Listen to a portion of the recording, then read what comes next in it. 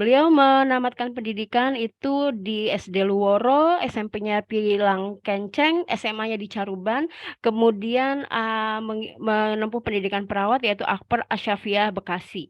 Kemudian lulus S1 di FIK UI, kemudian melanjutkan nurse juga di FIK UI, kakak kelas saya nih di Magister Keperawatan dan di SPKMB-nya tahun 2011 dan tahun 2012. Beliau sebelum di Fatmawati sebagai perawat di Rumah Sakit Islam Cempaka Putih ya, pernah di situ di Rumah Sakit Islam Cempaka Putih.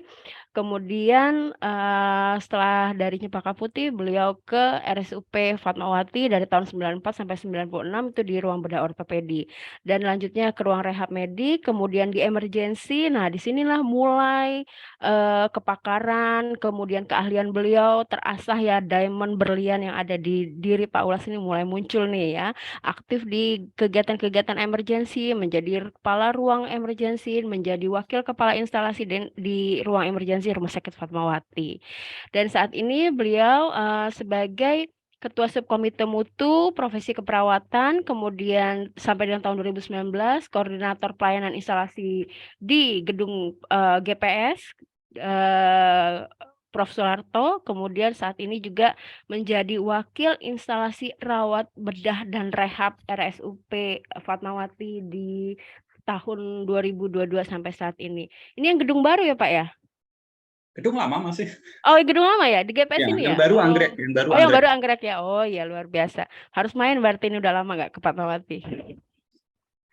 Oke, organisasi profesi yang beliau ikuti ini cukup banyak ya, terutama yang terkait dengan keperawatan, menjadi pengurus di PPNI Komisariat, menjadi ketua PPNI Komisariat Fatmawati, kemudian juga pasti di daerah Jakarta Selatan, beliau menjadi pengurus PPNI di Jakarta Selatan, kemudian pengurus pusat Hibgabi, dan lanjut menjadi sekretarisnya Bu Amel nih, sempat nih 2013 sampai 2018, saya banyak dibimbing oleh beliau di sini nih. Nah, setelah menjadi sekretaris, beliau menjadi Ketua Umum DPP Hibgabi sampai saat ini dan menjadi Sekretaris Forum Komite Keperawatan se-Indonesia. Sebagai pembicara dan trainer tidak usah diragukan lagi, semua terkait dengan keperawatan emergensi itu pakarnya beliau ya. Kalau misalnya dibaca ini kita bisa sampai maghrib berbuka cuma membacakan ini riwayat seminarnya Pak Ulas nih ya. Luar biasa ya. Nah, baik teman-teman semua, karena memang kepakaran beliau sangat apa ya, ini nggak diragukan lagi nih di bidang emergensi. Maka materi yang akan disampaikan oleh Pak Ulas adalah terkait dengan pra dan intra hospital triase and initial assessment management. Baik, untuk Pak Ulas Rianto, waktu dan layar kami silakan. Kepada teman-teman hebat semua, dimohon menyimak, jangan lupa siapkan diskusinya, karena hadiah akan bertaburan setelah materi. Silakan. Oke, terima kasih Ibu sejawat saya, Ibu Dian Novita. Selamat pagi, Assalamualaikum warahmatullahi wabarakatuh. Yang terhormat Warahmatullahi wabarakatuh. Ketua DPW PPNI Lampung, yang terhormat Bapak Ibu pengurus DPW PPNI Lampung, segenap panitia, serta Bapak Ibu sejawat perawat se-Indonesia yang menyempatkan diri hadir di kegiatan seminar yang diselenggarakan oleh DPW PPNI Lampung. Sekali lagi terima kasih atas kepercayaan yang diberikan kepada saya oleh DPW PPNI Lampung untuk bisa bertukar informasi, bercerita pengalaman terkait kegawat daruratan. Izin share screen, masih disable saya, Ibu Dian, operator. Siap, dibuka sekarang, Pak. Baik, sudah. Siap, terima kasih sudah bisa.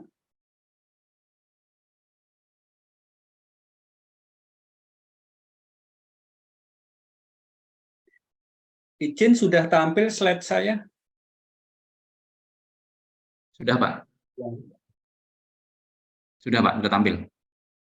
Oke, terima kasih.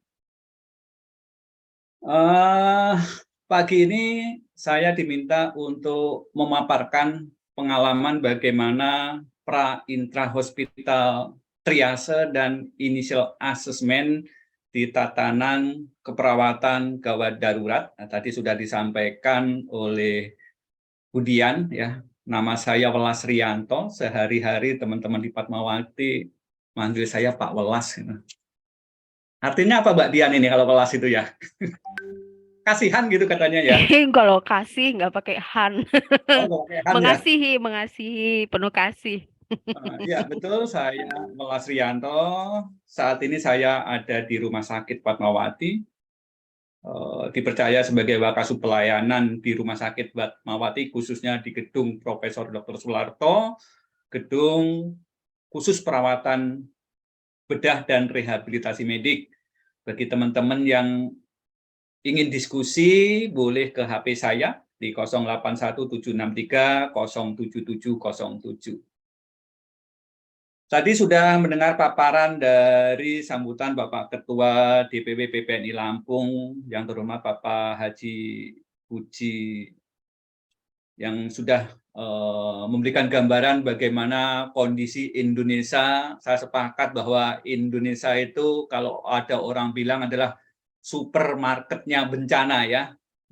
Bencana apapun ada, tapi kalau kita memandangnya dari sisi keilmuan, bukan supermarket, tetapi laboratoriumnya bencana. Kenapa kita katakan laboratorium bencana? Karena dengan kondisi kegawat daruratan sehari-hari maupun kondisi kegawat daruratan bencana, kita bisa belajar apa yang terbaik ketika ada kondisi kegawat daruratan itu terjadi. Baik bencana yang diakibatkan oleh alam, non-alam, atau ulah manusia. Itu bisa kita pelajari sebagai bekal bagaimana ketika ada kondisi kegawat daruratan di waktu yang lain. Ini adalah beberapa outline yang nanti akan kita diskusikan, bagaimana kita memahami triase, baik di intrahospital maupun di prahospital, bagaimana kita melakukan initial assessment, dan yang terakhir adalah kesimpulan. Kalau kita bicara triase, sebenarnya triase itu berasal dari bahasa Perancis trier, yang artinya adalah memprioritaskan dan memilah.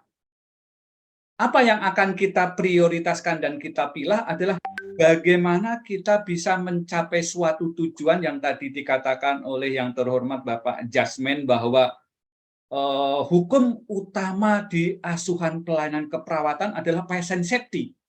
Nah, begitu juga ketika ada kondisi kegawat daruratan, triase adalah salah satu tujuan utama bagaimana safety pasien itu tetap terjaga, mulai dari kondisi prahospital sampai dengan nanti masuk ke intrahospital melalui IGD.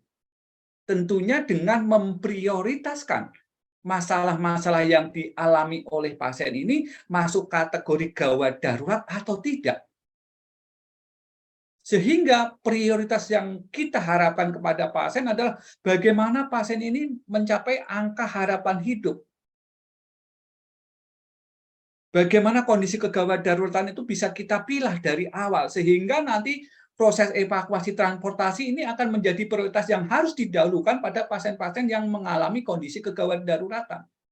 Sehingga angka harapan hidupnya semakin memanjang, tentunya dalam memprioritaskan ini tentunya juga harus mempertimbangkan ketersediaan sumber daya.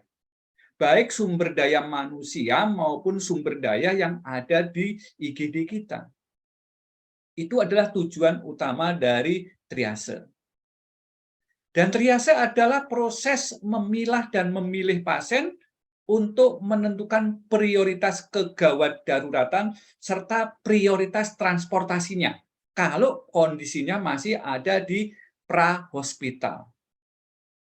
Dan tentunya dalam memilah memilih ini berdasarkan prioritas yang kondisi-kondisi mengancam kehidupan. Kalau kita bicara kondisi mengancam kehidupan, hanya ada 3 pilihan. Bagaimana kita bisa melihat bahwa pasien itu terancam kehidupannya, yaitu adanya permasalahan di RW, breathing, dan sirkulasi.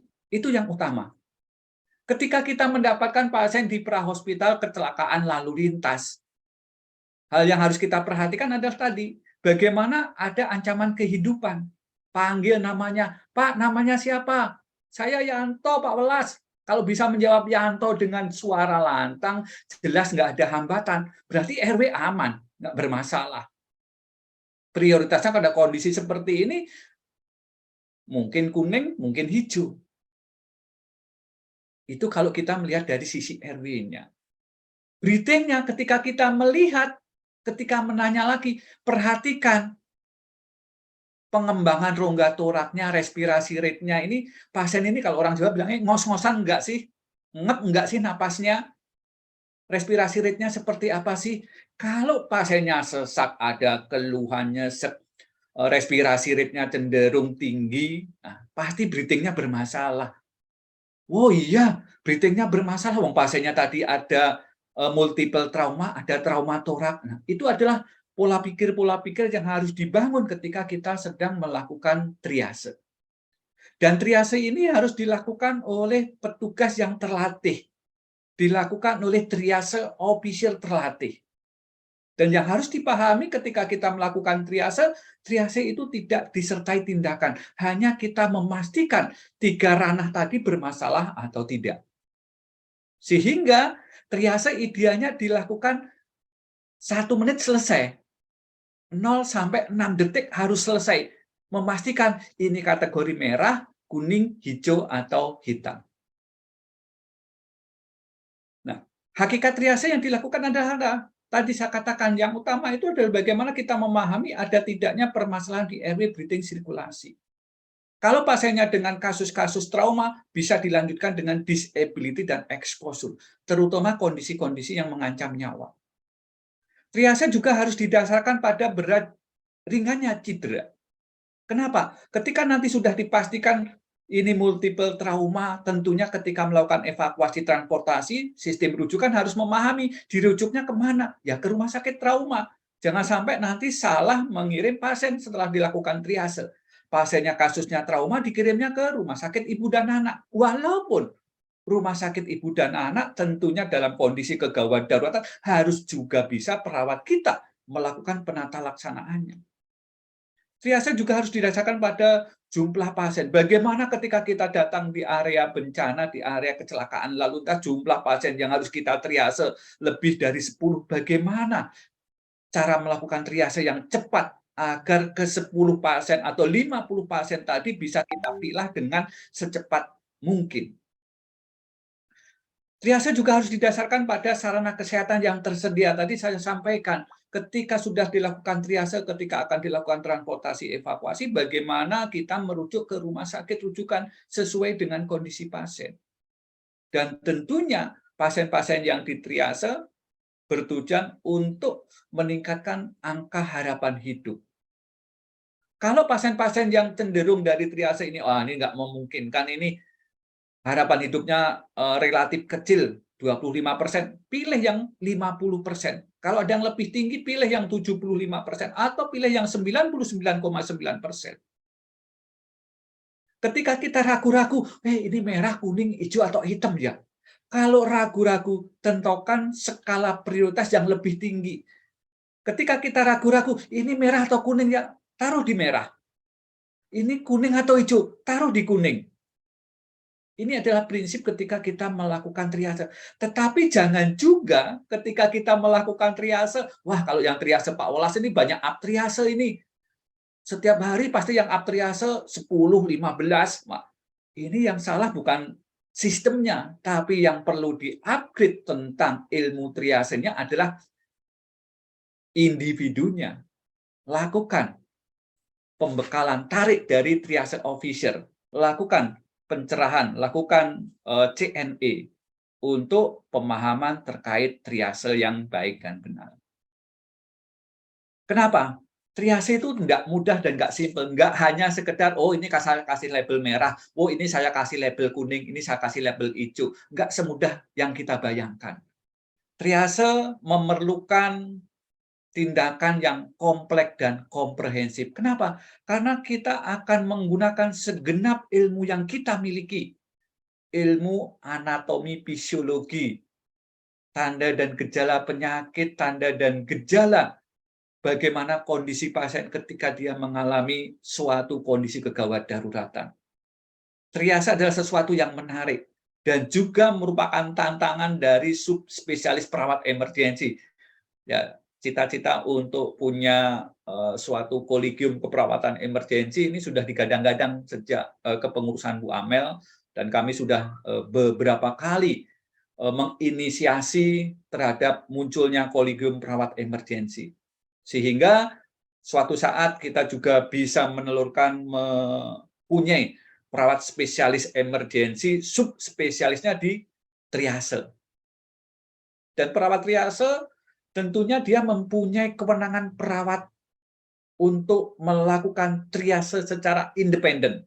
Nah, tadi sesuai dengan apa yang diarahkan oleh Pak Jasmine di paparan materi tadi. Ada beberapa ilmu yang bisa kita kembangkan secara mandiri. Triase ini adalah keputusan akhir yang ini merupakan kompetensi khusus yang dimiliki oleh perawat triase officer. Kompetensi ini tentunya didapat melalui berbagai cara.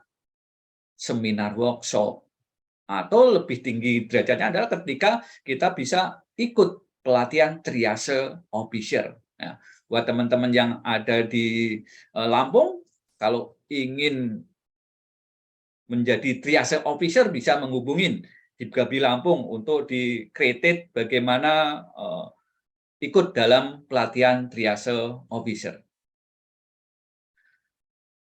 Mengapa triase officer ini harus dilakukan oleh perawat yang khusus terlatih dalam melakukan triase? Tadi saya sampaikan bahwa dalam melakukan triase tentunya dibutuhkan kompetensi dan pertimbangan klinis. Kompetensi didapat dari pendidikan pelatihan.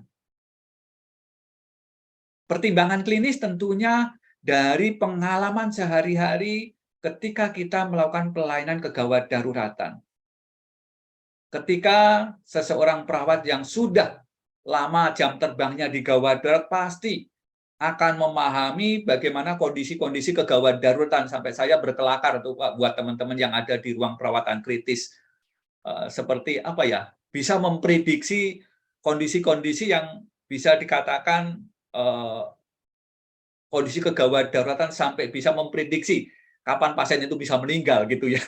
Berdasarkan apa? Berdasarkan pengalaman klinis, saking lamanya di IGD, saking lamanya hand-on pasien-pasien kondisi kritis, sampai bisa menentukan, wah ini nggak lama ini Budian, biasanya kalau pasien-pasien kondisi seperti ini nggak nyampe nanti kita timbang terima ke sip sore ini. Dan itu terjadi gitu. Sehingga dengan pertimbangan klinis seperti ini tentunya bisa kita ambil bagaimana agar kondisi jelek tadi bisa kita minimalisir. Kita juga sudah mengembangkan apa yang kita kenal dengan istilah deteksi dini kondisi kegawat daruratan. Kalau teman-teman belajar di EWSS, Early Warning Score System, bagaimana kita mempertimbangkan kondisi klinis, memprediksi kondisi klinis dengan mempertimbangkan tanda-tanda vital yang ada di pasien untuk mencegah terjadinya kondisi kegawat daruratan dengan pendekatan EWSS. Itu adalah deteksi dini kondisi kegawat daruratan yang bisa kita kembangkan di bangsal perawatan rawat inap maupun di IW. Dan ketika kita melakukan triase, ada tanggung jawab etik yang kita alami. Apa saja? Bahwa setiap pasien mempunyai hak yang sama untuk mendapatkan pelayanan dalam proses triase. Di dalam proses triase kita nggak boleh membeda-bedakan. Oh, kalau ini keluarganya pejabat, wah taruh aja di ruang merah. Biar penanganannya, respon time-nya 0 menit. Enggak juga. Harus berdasarkan kondisi klinis untuk bisa menentukan ini masuk kategori red zone, yellow zone, atau green zone. Dan keputusan triase yang kita lakukan itu merupakan keputusan untuk bisa menentukan kehidupan pasien. Tergantung dari keputusan yang kita buat. Jangan sampai keputusan triase yang kita lakukan justru merugikan pasien. Yang seharusnya respon time-nya 0 menit karena kita salah melakukan zonasinya, kita taruh di green zone atau yellow zone, maka respon time-nya menjadi delay. Yang seharusnya 0 menit, ini bisa sampai 30 menit atau bahkan 1 jam baru kita lakukan penata laksanaan. Kenapa? Karena kita salah memutuskan triase. Sehingga kehidupan pasien nggak kita jamin. Tadi, yang disampaikan Pak Jasmine tadi, safety pasien menjadi ukuran, tolak ukur keberhasilan ketika kita menjadi triase officer, baik di prahospital maupun di intrahospital. Nah, tadi dikatakan bahwa triase itu ada 2 domain. Triase yang dilakukan di prahospital dalam kondisi gawat darurat sehari-hari di pra-rumah sakit, dan triase yang dilakukan di dalam rumah sakit di intrahospital. Apa bedanya triase prahospital dan intrahospital? Tentunya pendekatan yang kita gunakan dalam melaksanakan triase ini. Di triase prahospital kita mengenal istilah single triase. Yaitu kalau pasiennya hanya 1. Kalau pasiennya 1, gampang milahnya ya. Lihat tadi kondisi-kondisi kegawat daruratnya sama, melihat dari airway, breathing, sirkulasi, disability-nya. Ya, kalau ada gangguan di semua elemen tadi, nah, ini adalah kategorinya merah. Oh, ini kategorinya kuning. Kalau hanya kondisi-kondisi yang tidak memerlukan tindakan secepatnya. Oh, ini kategori non-urgent. Ya. Oh, ini kategorinya hitam. Ketika airway, breathing, sirkulasinya sudah tidak update sama sekali. Kalau pasiennya 1. Bagaimana kalau pasiennya lebih 1, misalnya 20? Nah, kita mengenal dengan START, Simple Triage and Rapid Treatment. Prinsipnya apa? Prinsipnya adalah bagaimana kita mengatasi pasien-pasien yang mengalami ancaman nyawa. Tadi saya sampaikan bahwa ancaman nyawa yang terjadi adalah ketika ada sumbatan jalan napas, masalah di airway. Kalau airway-nya bermasalah, pasti breathing-nya bermasalah. Kalau breathing-nya bermasalah, kecenderungannya kardiaknya juga akan mengalami permasalahan. Apalagi kalau kita mendapatkan pasien-pasien dengan bleeding, perdarahan masif, baik perdarahan internal maupun perdarahan eksternal. Kalau perdarahannya eksternal, mudah kita lihat. Kita bisa memastikan, oh berdarahnya ngocor ini, ada fraktur femur terbuka sepertiga tengah dekstra, tulangnya nongol, perdarahannya masih kelihatan. Tetapi bagaimana kita memastikan perdarahan ketika dia bleedingnya bleeding internal? Trauma torak, trauma abdomen, trauma pelvis, trauma tulang panjang. Agak sulit. Dan tentunya ada beberapa hal yang bisa kita pelajari bagaimana melihat kondisi emergensi gawat darurat ketika bleedingnya bleeding internal. Lihat, cek tanda dan gejala kemungkinan shock karena bleeding internal. Tanda-tanda vital menjadi panduan yang bisa kita lakukan untuk memastikan ada tidaknya bleeding internal. Yang kedua, di dalam triase modern START, korban dalam jumlah yang banyak. Ini menjadi hal yang bisa kita terapkan menggunakan START ini. Dan triase officer-nya bisa lebih dari 1 orang. Tindakan triase ini tidak boleh lebih dari 1 menit. Harus kurang dari 60 detik per pasien. Pasien dikelompokkan menjadi 4 kategori, yaitu kategori merah, kategori kuning, kategori hijau, dan kategori hitam. Dan yang harus kita prioritaskan adalah kelompok dengan labeling merah. Ini menjadi hal utama yang nantinya harus diprioritaskan oleh tim evakuasi dan transportasi untuk dilakukan sistem rujukan sesuai dengan kondisi korban. Nah, di dalam tipe triase kita mengenal juga triase primer dan triase sekunder. Ini dilakukan di prahospital, yaitu di tempat kejadian sebelum pergerakan atau di rumah sakit. Yang sekunder adalah sebelum dan selama transportasi atau saat tiba di rumah sakit.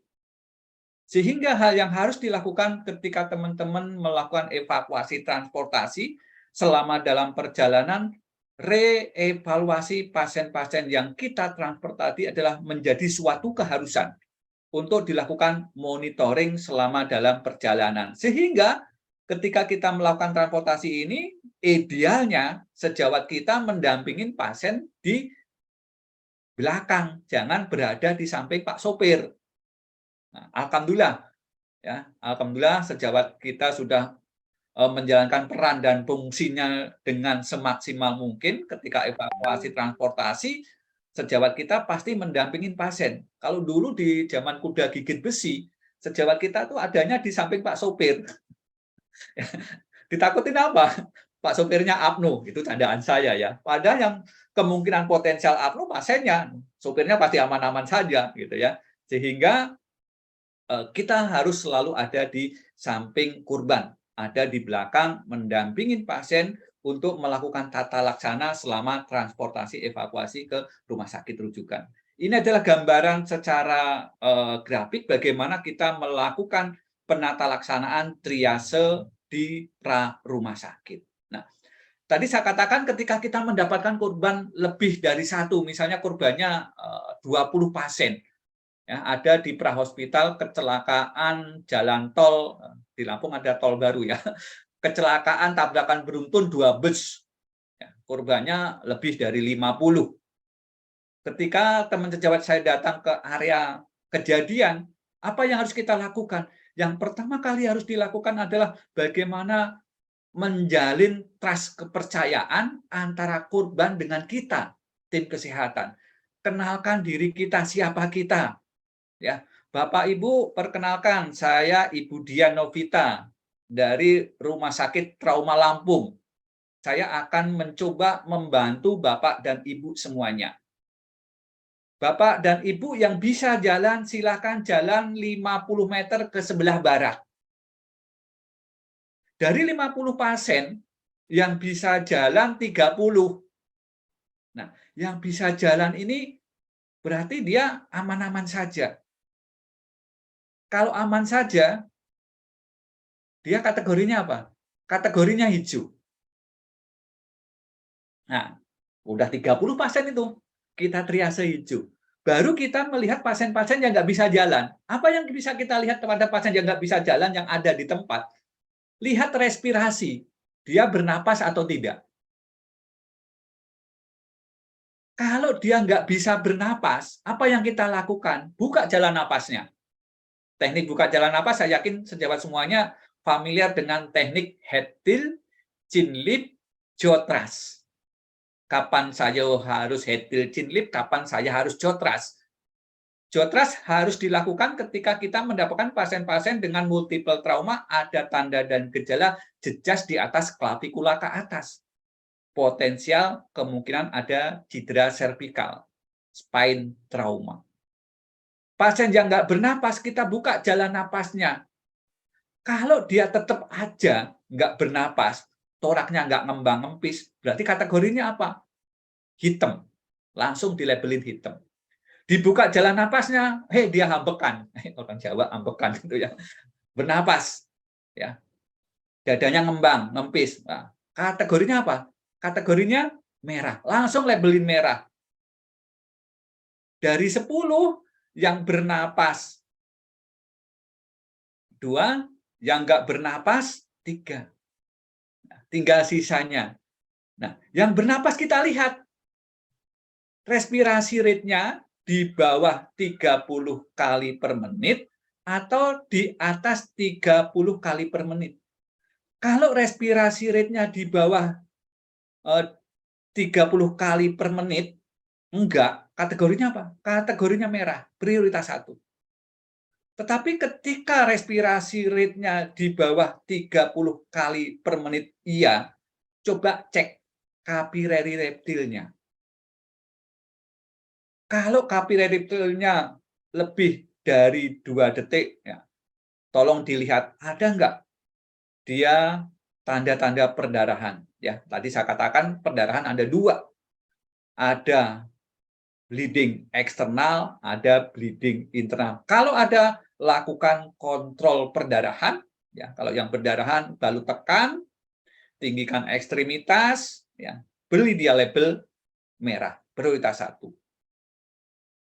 Ketika kapilari reptilnya di bawah 2 detik, coba cek status mentalnya. Berikan instruksi yang mudah dia pahami. Misalnya, Pak, tolong angkat tangan kanannya. Kalau dia bisa angkat tangan kanannya, berarti dia prioritas 2, kategori kuning. Tapi kalau dia nggak bisa, kita perintahkan dengan yang simple-simple tadi, taruh ke prioritas 1.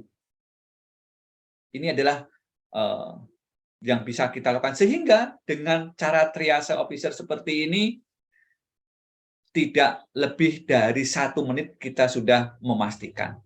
Nah, ini adalah yang tadi saya sampaikan, bagaimana kita melaksanakan triase prahospital dengan menggunakan start triase. Nah, berikutnya adalah triase intrahospital. Nah, ini gambar di samping ini adalah gambar IGD Rumah Sakit Fatmawati, bagaimana triase officer dijalankan di Rumah Sakit Fatmawati, yaitu triase intrahospital. Nah, triase intrahospital sebenarnya ada beberapa kategori yang bisa kita gunakan. Ya, kita bisa menggunakan pendekatan triase model ESI, Emergency Severity Index. Kita juga bisa menggunakan pendekatan Manchester Triage Scale, MTS, bisa juga kita menggunakan CTAS, atau kita juga bisa menggunakan model ATS. Pak Ulas, dari keempat triase ini yang paling baik yang mana? Yang paling baik adalah ketika triase yang kita gunakan mampu implementasi di IGD kita. Kalau kita mau menggunakan ESI, ya pastikan ESI mampu diimplementasikan sesuai dengan pedoman panduan standar yang ada di ESI. Begitu juga dengan MTS, CTAS maupun ATS. Kebanyakan triase yang digunakan di kita adalah model ESI dan ATS. Itu yang sering saya diskusikan dengan teman-teman yang ada di HIPGABI di provinsi-provinsi. Ada yang menggunakan model ESI, ada juga yang menggunakan ATS. Itu yang sering digunakan di Indonesia. Ya. Ini adalah buku yang digunakan untuk ketika kita akan menggunakan beberapa pendekatan. Nah, tentunya sesuai dengan apa yang dialami di IGD kita ketika kita akan menggunakan triase model-model tersebut. Nah, pengalaman kami di Fatmawati sebelum kita menggunakan triase model mana, tentunya kita harus melakukan studi literatur. Setelah studi literatur, bagaimana kita juga melihat fenomena dari pola kunjungan IGD rumah sakit kita.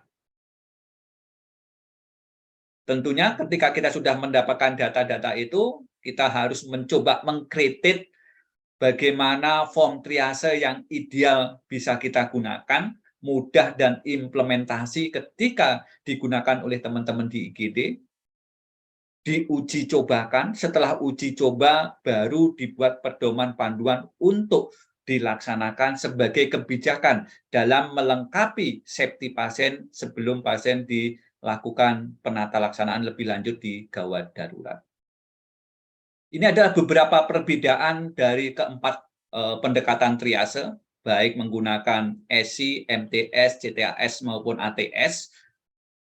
Secara keseluruhan ini semuanya menggunakan 5 level, tapi istilahnya berbeda-beda. Kalau di ESI level 1, 2, 3, 4, 5, MTS itu biasa menggunakan pendekatan merah, oranye, kuning, hijau, biru.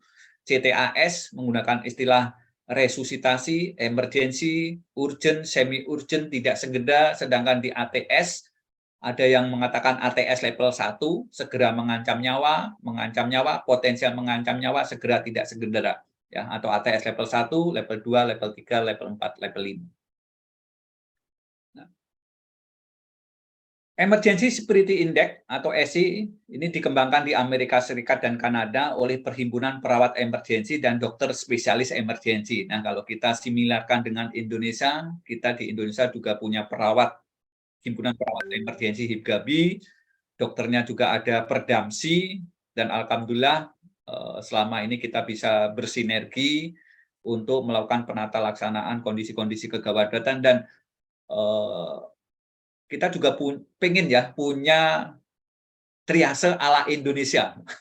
Triase ala Indonesia yang dikembangkan oleh teman-teman perawat gawat darurat dan dokter emergensi Indonesia. Ya.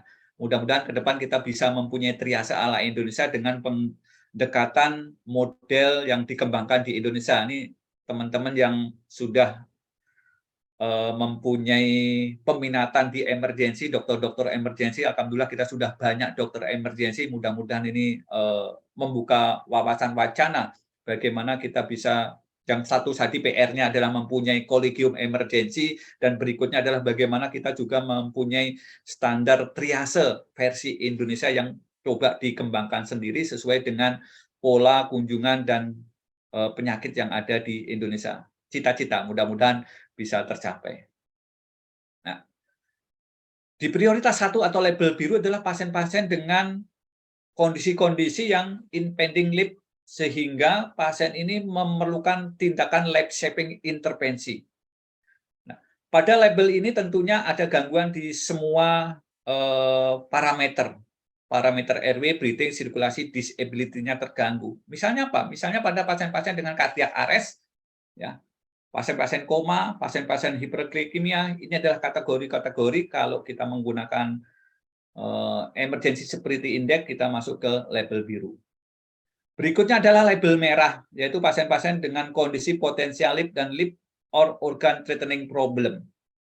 Parameternya apa? Parameternya adalah hemodinamik, airway, breathing, sirkulasi, disability-nya stabil, tetapi dengan kejadian penurunan kesadaran. Nah, misalnya pada pasien-pasien dengan akut abdomen, electric injury, asma, ini adalah label merah menurut emergency severity index. Berikutnya adalah label kuning, yaitu pasien-pasien yang membutuhkan in-depth evaluasi pemeriksaan klinis menyeluruh. Dan tentunya ini membutuhkan beberapa fasilitas sarana yang ada di IGD. Nah, ini bisa masuk prioritas 3-4 terkait dengan kebutuhan sumber daya yang ada di IGD. Ya, misalnya pada pasien-pasien yang mengalami sepsis berat.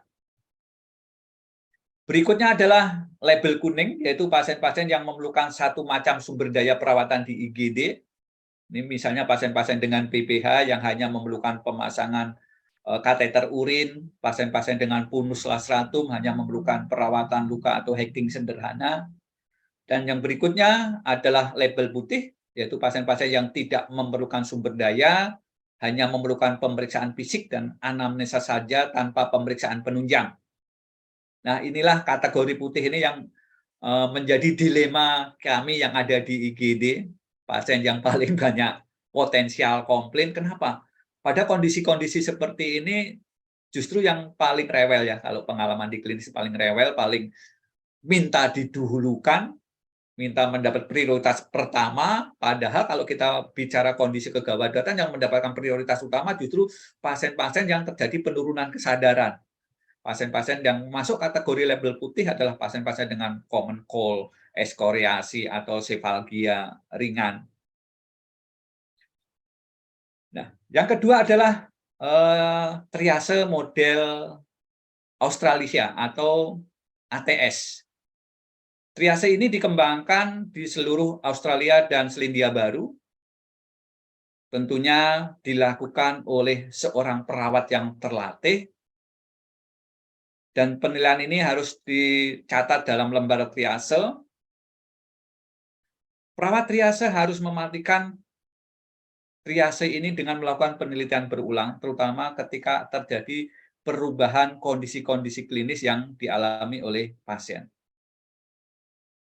Dan triase model ATS ini direkomendasikan di beberapa akreditasi rumah sakit karena lebih spesifik, golden waktunya juga tertata dengan baik, dan ini juga direkomendasi di triase di akreditasi internasional GCA, yaitu ATS level 1, 2, 3, 4, dan 5. Ya. Deskripsinya, kalau ATS level 1 adalah kondisi-kondisi yang mengancam jiwa, respon time-nya harus 0 menit. ATS level 2,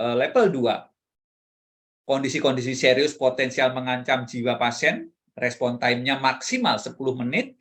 ATS level 3, 30 menit. ATS level 4 60 menit dan ATS level 5 adalah 120 menit atau 2 jam. Nah, ini adalah beberapa kondisi pasien yang bisa masuk kategori ATS level 1, 2, 3, 4, dan 5. Tentunya selain kategori ini masih banyak juga kategori-kategori yang bisa kita insetkan sebagai varian di dalam penata laksanaan triase di IGD kita. Ya. ATS level 1 apa saja? Ya. ATS level 1 ini bisa masuk pada tadi pasien gagal jantung, gangguan-gangguan pernapasan, ada sumbatan jalan napas, pasien-pasien kejang berkelanjutan, atau juga pasien-pasien yang mengalami gangguan perilaku berat, terutama pasien-pasien yang berisiko membahayakan orang lain. Berikutnya adalah ATS level 2, dengan kategori pasiennya adalah pasien-pasien yang mempunyai risiko gangguan jalan napas, tanda-tanda sumbatan jalan napas, baik parsial ataupun nanti cenderung ke arah total, ya. Distres pernapasan, ya, heart rate-nya kurang dari 50 mm Hg, untuk hipotensi dengan efek hemodinamik yang berubah secara drastis, kehilangan darah yang parah, tentunya tadi bagaimana teman-teman bisa memastikan kondisi-kondisi yang masuk kategori shock hipovolemik karena perdarahan. Kita bisa melihat dari tanda-tanda vital pasien. Berikutnya adalah ATS level 3, yaitu pada pasien-pasien hipertensi berat. Kehilangan darah cukup banyak, apapun penyebabnya, pasien-pasien dehidrasi, pasien-pasien dengan cedera kepala, dengan hilangnya daya ingat dalam waktu singkat, ya. Begitu juga pasien-pasien dengan nyeri dada non jantung, ini masuk ATS level 3. Berikutnya adalah ATS level 4, yaitu terutama pada pasien-pasien dengan perdarahan ringan, ya, kesulitan menelan, cedera kepala ringan, muntah diare tanpa dehidrasi, pasien-pasien nyeri perut non-spesifik, ataupun pasien-pasien gangguan perilaku psikiatri. Ini juga kita bisa masukkan ke ATS level 4. Yang terakhir adalah ATS level 5, pada pasien-pasien dengan keluhan nyeri minimal, riwayat penyakit asimptomatis, gejala klinisnya juga tidak berbahaya, luka lecet, ekskoreasi, atau pasien-pasien yang dijadwalkan kontrol ke poliklinik. Karena kecenderungan ada juga ya, masyarakat kita lebih pengen ke gawat darurat daripada ke poliklinik. Kenapa? Kalau ke poliklinik harus ada surat rujukan. Itu yang kecenderungan pengalaman klinis yang kita dapatkan, bahwa sebagian besar masyarakat kita adalah pengennya mendapatkan pelayanan cepat dengan tidak mengindahkan bagaimana jenjang sistem rujukan yang ada di lingkungannya. Nah, di dalam penerapan triase 5 level, dari pengalaman kami di berbagai tempat ketika kita berdiskusi dengan teman-teman, bahwa ada beberapa kendala ketika kita ingin menerapkan triase 5 level. Ya. Penerapan triase 5 level hanya mungkin dan visible dilakukan di IGD rumah sakit rujukan atau rumah sakit pendidikan. Kenapa?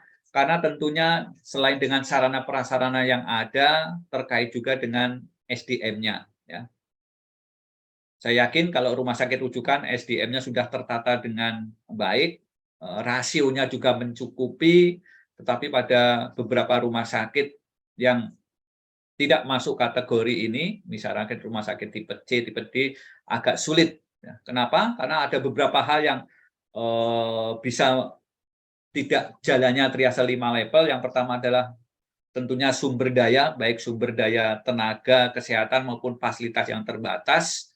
Karena tadi terkait dengan respon time, kalau respon time-nya harus 6 menit, tentunya sarana prasarana ada yang harus dipersiapkan di zona merah, di red zone, tentunya harus betul-betul mampu melakukan penata laksanaan respon time-nya 0 menit.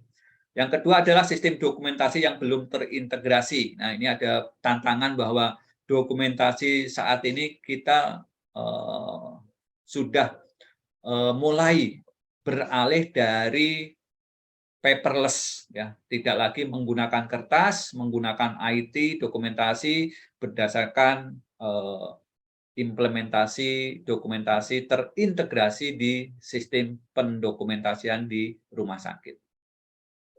Nah, di dalam dokumentasi triase apa saja yang harus dilakukan dan harus diinsertkan di sana, yaitu tanggal, jam pemeriksaan, nama petugas triase, diagnosa utama, riwayat penyakit saat ini, alokasi kategori triase, sampai dengan alasan dilakukan retriase ulang dan pemeriksaan penunjang bila dilampirkan dari rumah sakit rujukan. Nah, izin ini adalah sedikit ilustrasi bagaimana gambaran triase. Jadi teman-teman yang berkesempatan ke rumah sakit adalah tadi sebelum dilakukan renovasi. Hal utama yang harus diperhatikan adalah respon time. Ketika masuk ke IGD, respon time harus menjadi pilihan, sehingga tidak disarankan Anda ngambil tiket parkir, ya. Tiket parkir ketika masuk di IGD. Harus dipisahkan mana jalur ambulan, mana jalur pribadi. Yang atas ini adalah jalur ambulan bagi pasien-pasien yang menggunakan ambulan gawat darat maupun ambulan transport. Pertama kita punya triase officer, triase primer. Nah, ini dilakukan oleh perawat. Nah, di pojokan ini ada putih, itu adalah bel. Ketika kategori merah, pencet belnya, maka di zona merah, red zone, sudah siap tim perawat, ya. Saat ini ada 2 dokter, 4 perawat existingnya. 2 dokter merah dan 4 perawat, sehingga ada kondisi gawat darurat langsung ada pegang RW, briefing, situasi, disability, dan dokumentasi. Berikutnya adalah kategori buku kuning, yellow zone. Nah, di dalam yellow zone ini kita punya triase sekunder, ya. Tentunya untuk memastikan apakah betul pasien ini kategori kuning, atau dia kategori hijau, atau dia kategori merah. Yang terakhir adalah green zone, digunakan untuk pasien-pasien yang dalam kondisi klinisnya baik, dia datang dengan posisi jalan, tidak ada kondisi kegawat darurat, maka dia ada di green zone. Kita juga punya ruang komunikasi ambulan center yang dilengkapi dengan armada ambulan lengkap. Kita punya 2 ambulan emergency lengkap dengan ventilator mobilnya. Dan inilah gambaran di depan IGD ini juga harus clear, tidak boleh ada mobil parkir. Kalau ada parkir itu sama cash itu. Nah, tujuannya untuk apa? Depan IGD itu kosong. Kita pengalaman kemarin ada lonjakan COVID-19, apabila kita juga bisa menempatkan ruang 1 unit tenda BNPB ketika kita ada wabah COVID-19 di varian Delta. Nah, ini adalah penempatan pengambilan tiket, posisinya harus setelah IGD. Ini adalah kebijakan yang sudah juga diterapkan di kami. Ambulan sudah siap untuk melaksanakan sistem rujukan dan penata-laksanaan komunikasi. Nah, ini adalah gambaran form triase. Form triase kami sini sudah revisi yang ketiga. Ini juga kami sedang menggunakan form ini revisi keempat dengan menggunakan sistem IT, karena kita juga sudah menggunakan SIMGOS. Tentunya ini juga tantangan buat kami-kami yang ada di IGD untuk merevisi dalam bentuk electronic file. Kami menggunakan pendekatan immediate, emergency, urgent, semi-urgent, dan non-urgent. Nah, setelah dilakukan pemilahan, karena kita mempunyai 3 pintu, ya, immediate dan emergency kita masukkan kategori red zone, zona merah. Kategori urgent tetap kita masuk di zona kuning, dan semi urgent dan non urgent masuk ke zona hijau. Nah, ini adalah versi Fatmawati, ya, belum tentu juga ini versi Fatmawati akan applicable di rumah sakit Bapak Ibu. Tentunya tadi saya katakan bahwa triase ini adalah hal yang harus menjadi perhatian kita. Untuk bisa menerapkan harus ada uji coba, kajian pola kunjungan, kajian literatur untuk bisa kita terapkan sesuai dengan pola kunjungan yang ada di IGD kita. Berikutnya adalah Materi kedua, initial assessment. Saya yakin ini juga materi yang sudah sehari-hari dibaca dan diimplementasikan oleh sejawat semuanya. Hanya mengingatkan kembali bahwa initial assessment adalah bagaimana kita melakukan penata laksanaan pengkajian awal pada kondisi kegawat daruratan mana yang harus kita tangani terlebih dahulu, terutama pada kondisi-kondisi yang mengancam nyawa. Kalau kita berdasarkan literatur, kondisi mengancam nyawa adalah ketika ada permasalahan di airway, breathing, dan sirkulasi. Ini menurut ACS 2012 bahwa initial assessment tentunya meliputi kondisi-kondisi kesiapan prahospital dan intrahospital yang tadi sudah kita bahas di triase. Kita melakukan primary survey, airway, breathing, sirkulasi, disability, dan exposure untuk kasus-kasus trauma. Kita melakukan resusitasi, bagaimana primary survei, secondary survei ini menjadi pedoman untuk memastikan kondisi kegawat daruratan yang dialami oleh pasien, bagaimana melakukan penata laksanaan resusitasi di zona merah, dan bagaimana melakukan monitoring dan reevaluasi setelah kondisi pasien cukup stabil, dan yang terakhir adalah perawatan definitif setelah kita selesai melakukan penata laksanaan kondisi kegawat daruratan. Ini ada kasus seorang laki-laki 56 tahun mengalami kecelakaan lalu lintas terpental 10 meter. Pasien tiba di IGD dalam kondisi sianosis, akral dingin, tampak darah keluar dari hidung, ya, ada urea, rinorea, vital sign, rakon ais, respirasi rate-nya 10 kali per menit, nadi 120 kali per menit, sopor, GCS-nya hanya 8, fraktur femur terbuka sepertiga tengah dengan perdarahan masif. Nah, ketika ada kasus seperti ini, apa yang akan kita lakukan? Prioritas apa yang akan kita berikan kepada pasien? Tentunya kalau kita mengkaji, mereview pada kondisi kegawat daruratan adalah bagaimana kita memastikan safety pasien ini terpenuhi. Ya. Pasien cenderung kondisi sopor.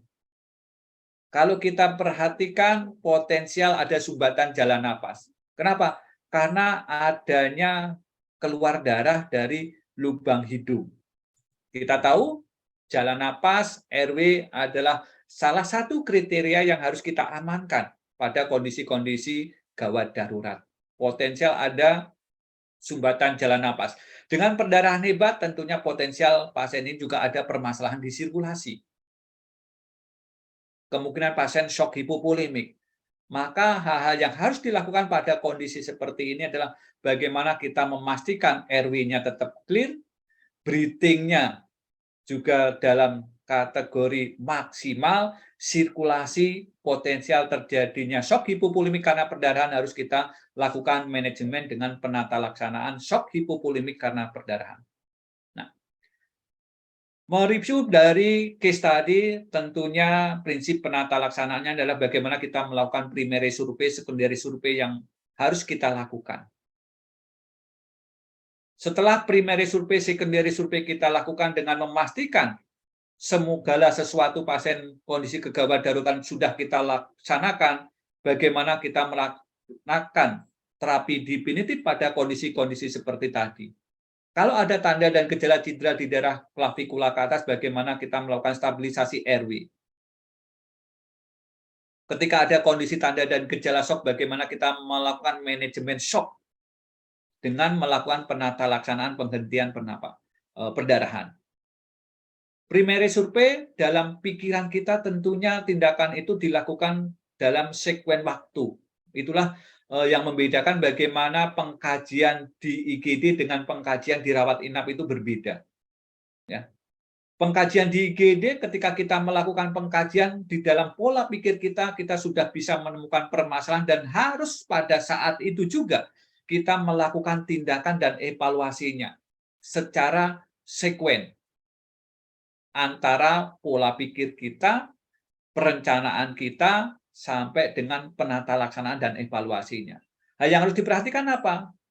Safety buat pasien dan safety juga untuk kita. Gunakan alat pelindung diri, ya. Bagaimana kita menjaga keamanan diri kita agar tidak terkontaminasi dengan kondisi-kondisi yang dialami oleh pasien. Gunakan sarung tangan kalau di masa pandemi COVID, jangan lupa pakai masker, pakai Google. Itu adalah kondisi-kondisi bagaimana kita melindungi diri kita agar safety selama memberikan pelayanan. Identifikasi kondisi-kondisi kegawat darurat, cek respon pasien. Bisa menggunakan pendekatan GCS, bisa juga kita menggunakan yang paling simpel adalah AFU. Bagaimana melihat kondisi pasien, sadar betul apakah sadarnya ketika ada rangsang nyeri, perbal, atau justru pasiennya ini nggak berespon ketika kita lakukan kajian. Berikutnya adalah primary survey. Di dalam primary survey kita mengenal istilah airway management dan spine control. Ketika ada tanda-tanda potensial ada gangguan jalan napas, sumbatan jalan napas baik parsial maupun total, bagaimana kita melakukan manajemen maintenance airway, spine control, pasang neck collar, yang hard collar pada kasus-kasus trauma. Breathing dengan kontrol ventilasi. Ada tanda dan gejala breathing-nya tidak maksimal, bagaimana kita melakukan support ventilasi yang ideal untuk pasien. Permasalahan di sirkulasi, bagaimana kita kontrol pendarahan kalau ada bleeding eksternal. Bagaimana ketika terjadi bleeding internal, ada beberapa pendekatan yang bisa kita lakukan untuk mendeteksi potensial terjadinya bleeding internal. Yang keempat adalah disability, cek status neurologis pasien. Yang terakhir adalah exposure, bagaimana kita bisa memastikan di seluruh tubuh pasien dari ujung kepala sampai ujung kaki, potensial tanda-tanda bahwa pasien ini mengalami multiple trauma yang harus kita lakukan penata laksanaan dengan sesegera mungkin. Di dalam manajemen airway, saya yakin ini juga sudah familiar di sejawat semuanya, ketika kita mendapatkan pasien-pasien yang kita curigai ada fraktur servikal, terutama pada pasien-pasien dengan multiple trauma, cedera kepala, penurunan kesadaran, ya, ada cedera di atas klavikula ke atas, kita harus curiga. Pasien ini harus dilakukan manajemen airway yang qualified. Fiksasi secara manual boleh kita lakukan. Syukur-syukur kita punya cervical collar. Ya, hati-hati bahwa permasalahan airway kita punya respon time 6 sampai 8 menit, bisa bila terjadi obstruksi total, ini bisa terjadi potensial sumbatan jalan napas total.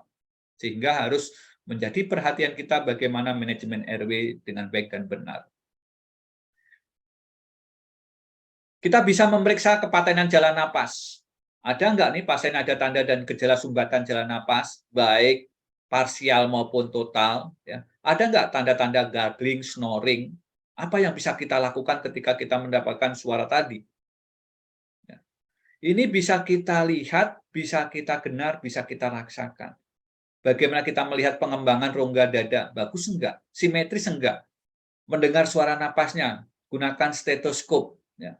Jangan sungkan-sungkan teman sejawat kita yang bertugas di IGG, kalungan stetoskop menjadi hal yang biasa kita lakukan ketika kita ada kerja di gawat darurat.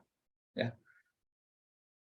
Kalau ada suara gagging, bagaimana kita memposisikan pasien agar ini menjadi clearance.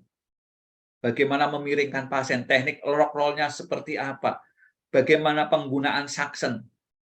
Kalau ada snoring, bagaimana kita teknik buka jalan napasnya, head tilt, chin lip, jaw thrust, apakah kita akan menggunakan OPA atau nasopharyngeal airway. Nah, ini adalah tindakan yang bisa kita lakukan, head tilt, chin lip, jaw thrust, saya yakin ini juga sudah familiar, mengingatkan kembali aja buat teman-teman. Bagaimana teknik memasang OVA, oropharyngeal airway, nasopharyngeal airway, ini adalah tindakan-tindakan ketika kita melakukan initial assessment pada primary survey harus dilakukan dengan sesegera mungkin ketika ada kondisi kegawat daruratan. Atau bahkan ketika ada sumbatan jalan napas, pasien sudah jatuh pada kondisi gagal napas, kita bisa menggunakan pemasangan ETT. Pak Walas, perawat boleh nggak memasang ETT? Tadi sudah disampaikan oleh Pak Jasmen. Ketika teman-teman mempunyai kompetensi dan kewenangan klinis yang dikeluarkan oleh Direktur Utama Rumah Sakit dalam bentuk rincian kewenangan klinis yang dikeluarkan oleh Kasubmutu Komite Keperawatan melalui credentialing, saya yakin teman-teman boleh melakukan ketika mempunyai rincian kewenangan klinik yang tercantum di sana.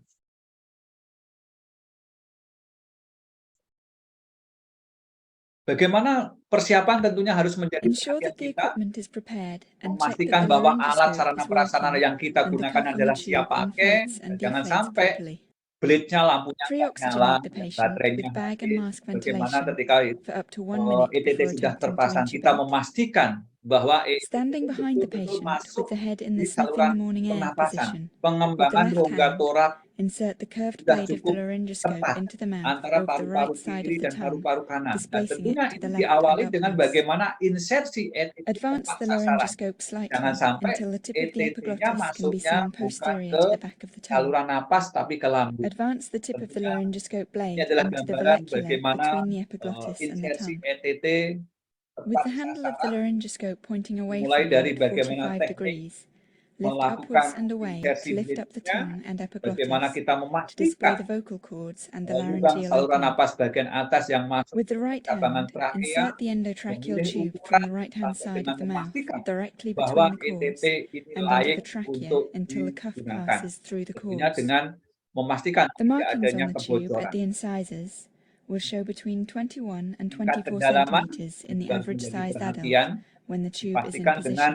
pengembangan Remove the laryngoscope and torak inflate the kiri dan cuff with torak kanan approximately antara 15 paru mils kiri of dan air paru kanan to adalah prevent air sama. leaking during ventilation. Setelah dilakukan Attach the pengetesan tube to the bag and dengan valve menggunakan apparatus and ventilate the Almat patient yang with the telah oxygen disiapkan flow on 12 sebelumnya. to 15 liters per minute. Confirm the position of the tube by auscultating over the apices of Memastikan the lungs, the breathing axillae, and the di stomach. lapang paru-paru If it baik is not kiri in the dan kanan correct adalah position, deflate the cuff and cukup bagus. remove the Tapi tube. ketika masuknya di Resort daerah back to bag and proses mask longitudinalis atau di ventilation lambung and berarti repeat the ada intubation process from kesalahan the beginning. insersi ketika kita If melakukan pemasangan. Ketika ada sumbatan jalan napas, ada beberapa juga tindakan yang bisa dilakukan untuk memastikan pasiennya ini tetap survive dengan airway yang clearance dengan penata laksanaan needle tiroidotomy. Dan terus terang selama saya di Fatmawati saya belum melakukan tindakan ini, ya, karena tidak ada case yang datang dengan kasus-kasus tindakan tiroidotomy. Nah, hati-hati bahwa setiap pasien yang koma sewaktu-waktu dapat apnu, ya. Sehingga harus dilakukan reevaluasi apa kemungkinan yang bisa menyebabkan pasien ini jatuh dalam kondisi apnu.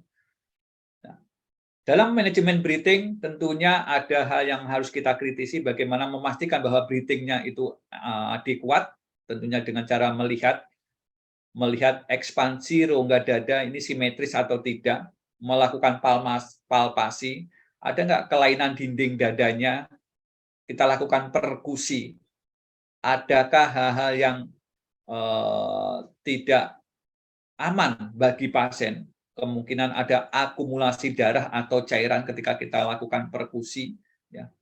Kita auskultasi, bunyi vesikuler atau tidak pada rongga torak tadi.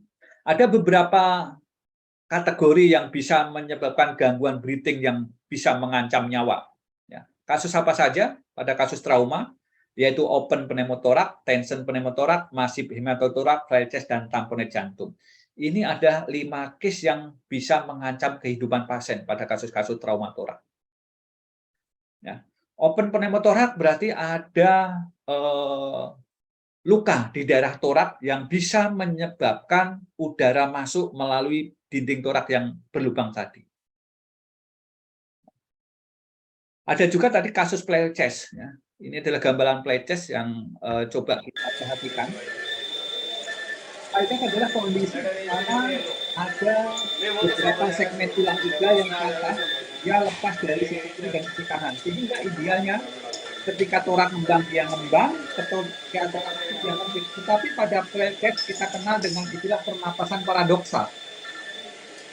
Ketika torak ngembang dia ngempit, ketika torak ngempit dia ngembang. Ini adalah ciri khas yang paling menonjol pada kasus-kasus flail chest. Misalnya dengan pasien dengan trauma torak, diikuti ada flail chest, ada juga dia mengalami hematotorak sehingga dia melakukan pemasangan USG.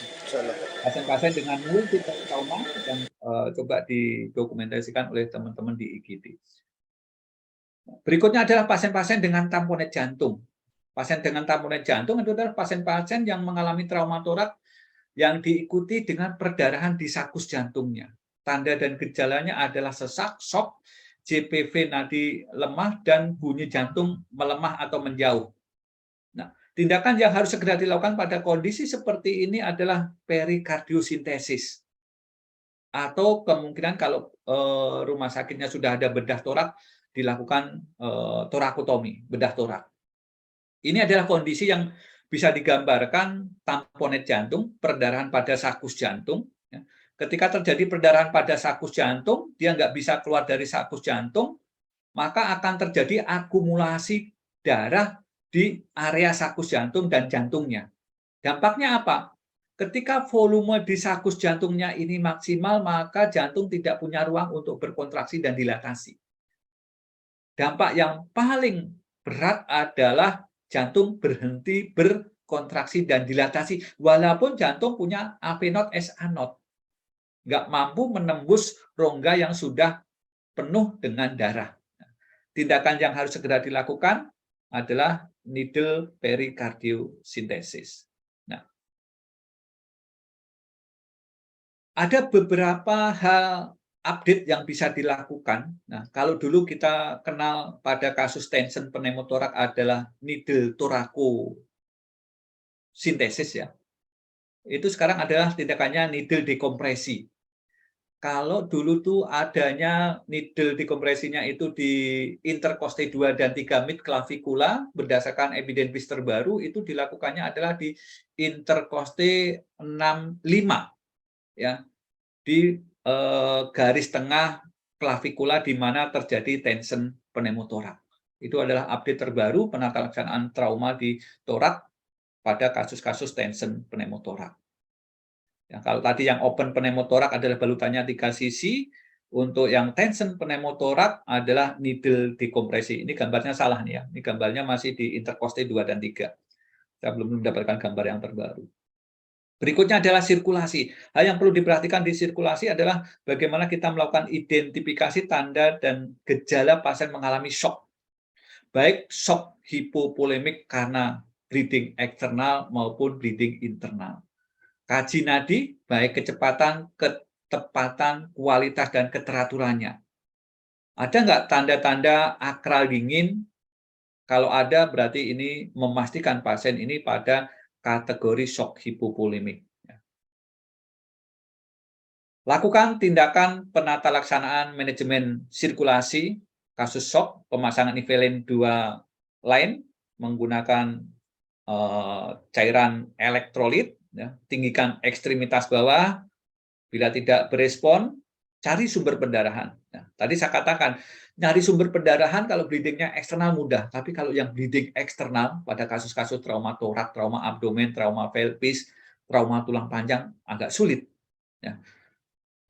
Pasti tentunya harus kolaborasi dengan tim medis untuk persiapan tindakan pendahan di okasito ketika ada tanda dan gejala perdarahan internal. Kalau perdarahan eksternal ya, saya yakin ini juga sering dilakukan oleh teman-teman sejawat semuanya, bagaimana kita safety, gunakan sarung tangan, cari sumber pendarahan, gunakan kasa, tekan area sumber pendarahan, dengan direct pressure, tekan langsung, atau ditinggikan, selesai. Tetapi nggak semudah seperti di gambar ini ya. Ketika kita tidak sering hand-on ke pasien. Ya, nggak semudah digambar. Ya. Teman-teman bisa bayangkan kalau gambarnya perdarahannya kecil ya simpel ya. Tapi kalau perdarahannya hebat di kepala misalnya ada luka bacok sekitar 5-7 cm kedalaman sampai tembus tulang tengkoraknya. Pengalaman kami sendiri kalau nggak sering hand-on ke pasien bisa grogi juga gitu ya. Sudah di-dep berkali-kali, rembes-rembes juga. Ada beberapa hal yang harus diperhatikan bagaimana kita menemukan sumber di mana pembuluh darah yang putus. Itu harus cari dulu, gunakan arteri klem baru diikat. Itu pengalaman kami, atau juga menggunakan hecting situasi untuk menghentikan perdarahannya.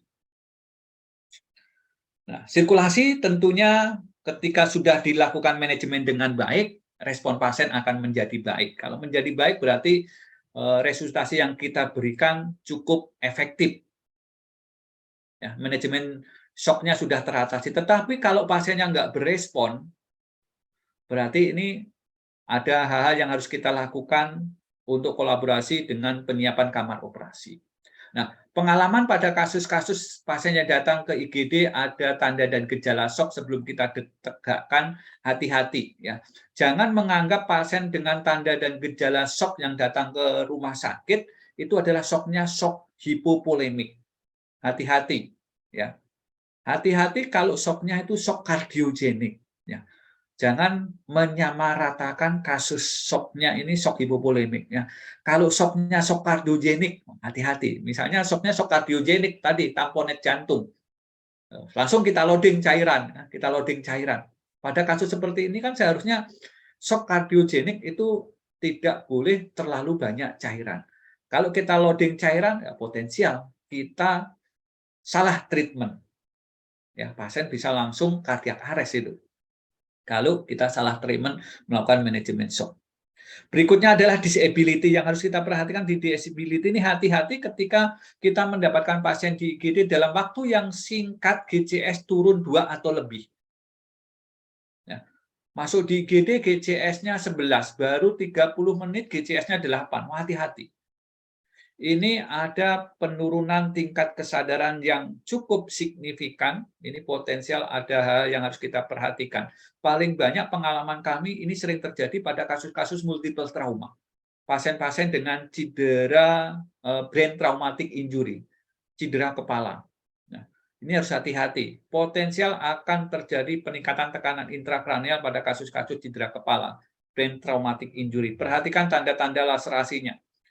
Pupilnya isokor atau tidak.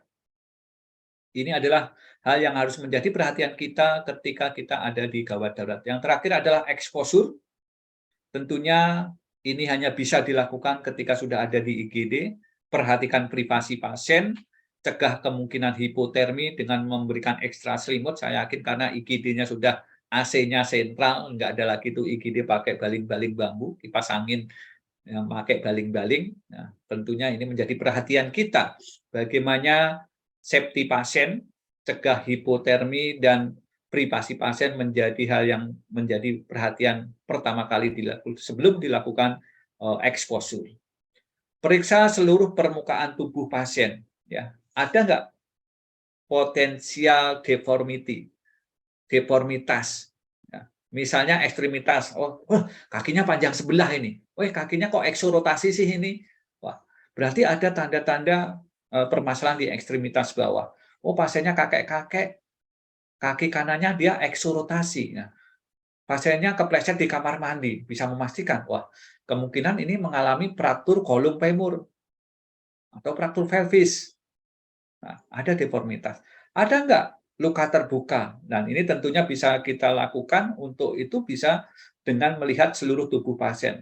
Pada kasus-kasus multiple trauma, perhatikan dari ujung kepala sampai ujung kaki ya, untuk melihat ada tidaknya luka, sehingga perlu kita lakukan teknik lock roll, melihat posisi belakang, kemungkinan pasien ini mengalami luka di daerah belakang. Berikutnya adalah tenderness, nyeri tekan.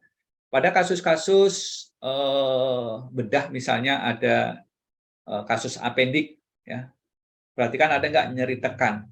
Atau pasien-pasien dengan multiple trauma, trauma tumpul abdomen, atau kita kenal dengan istilah depan muskular. Ya.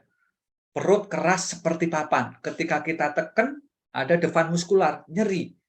Nyeri tekan, nyeri lepas. Tanda-tanda inflamasi. Kemungkinan dia peritonitis pada trauma tumpul abdomen dengan bleeding internal. Itu dikaji. Berikutnya, ada nggak swelling, pembengkakan? Pada kasus-kasus trauma di daerah ekstremitas itu cenderung respon pasien. Respon dari tubuh pasien terjadi pembengkakan. Nah, ini juga harus menjadi perhatian kita untuk memeriksa DOT, ya, deformity, open wound, tenderness, dan swelling. Berikutnya, bisa juga kita melakukan pemeriksaan tambahan, ya. Bagaimana dengan F-nya? Ada nggak tanda dan gejala distensi kandung kencingnya? Pada pasien-pasien dengan spinal cord injury, cedera tulang belakang, baik tipe upper maupun lower neuron, itu kecenderungannya pada fase spinal shock injury 2 kali 24 jam. Kecenderungan pasien adalah retensio urin. pada spinal cord injury. Nah, ini harus menjadi perhatian kita, jangan sampai terjadi overdistensi. Pemasangan kateter menjadi pilihan. Berikutnya adalah G, gastric tube. Hati-hati pada pasien-pasien dengan cedera kepala tadi, kalau ada tanda-tanda otorea, rhinorrhea, Bethel sign, rakon eyes, ada tanda dan gejala perdarahan dari hidung, ya hati-hati pemasangan gastric tube, ya, jangan sampai pasien-pasien dengan potensial adanya fraktur basis kranii itu kita lakukan. Dan hati-hati juga tadi pemasangan kateter kalau ada tanda dan gejala kemerahan di daerah yang 1%, ini adalah kontraindikasi untuk dilakukan pemasangan polikateter. Yang terakhir adalah Hertz monitor, terutama ini pada pasien-pasien yang masuk kategori red zone, ada di ruang merah yang sudah terpasang dengan monitor EKG. Ini tentunya tugas kita adalah melakukan monitoring bagaimana ada tidaknya gambaran irama jantung yang yang tidak baik, yang menggambarkan gangguan-gangguan ritme jantung. Berikutnya adalah secondary survey. Secondary survey ini bisa dilakukan dan boleh dilakukan ketika primary survey.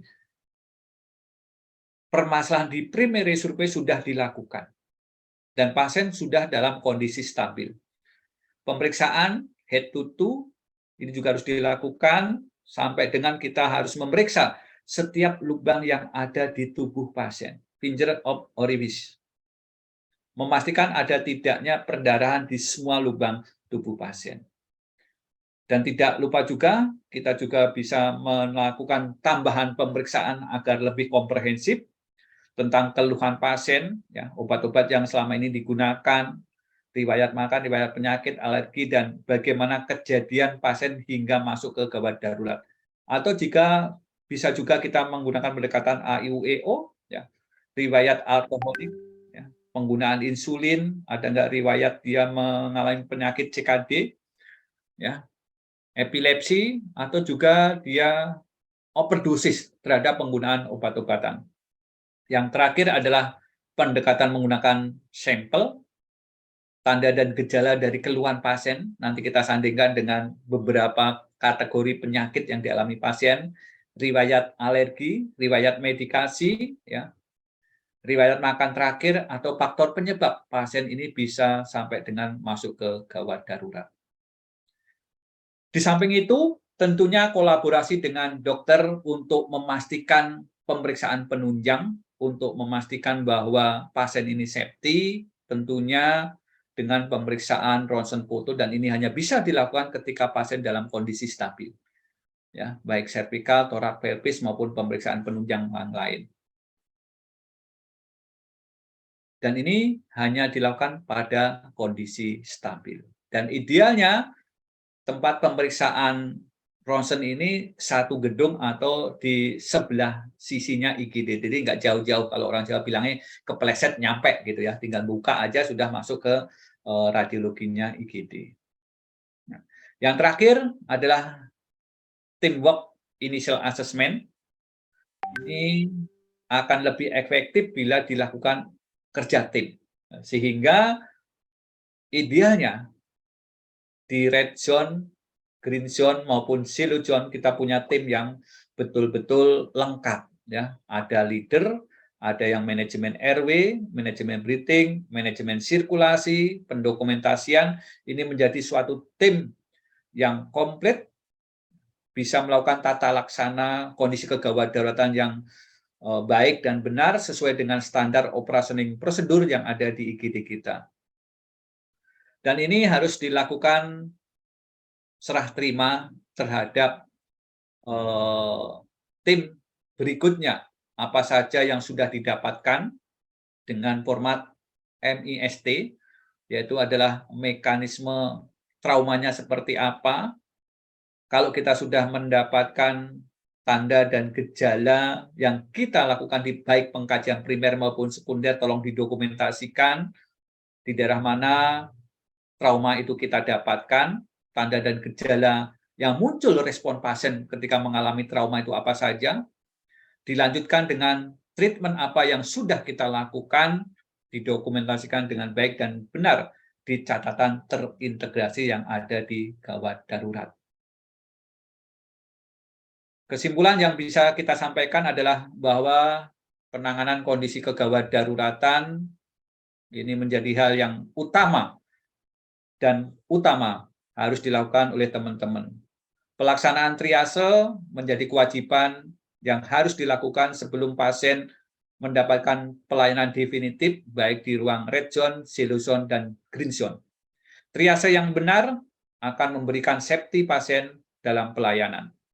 Terima kasih, itu yang bisa saya sampaikan. Mudah-mudahan banyak bahan diskusi yang bisa kita berikan untuk menambah pengetahuan kita semuanya. Terima kasih, waktu dan tempat saya kembalikan ke Ibu Dian. Terima kasih. Billahi taufiq wal hidayah. Wassalamualaikum warahmatullahi wabarakatuh.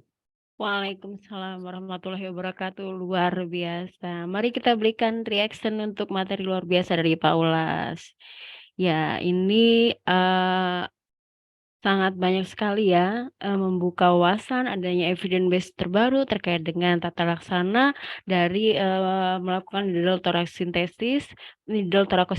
Kemudian juga nih teman-teman, ternyata untuk, triage officer gitu, itu, sudah ada kekhususannya, pelatihannya, bahkan ke depan itu mungkin sama kayak di luar negeri ya Pak Ulas ya, itu akan lebih banyak dibutuhkan tenaga perawat untuk triage officer itu sendiri gitu.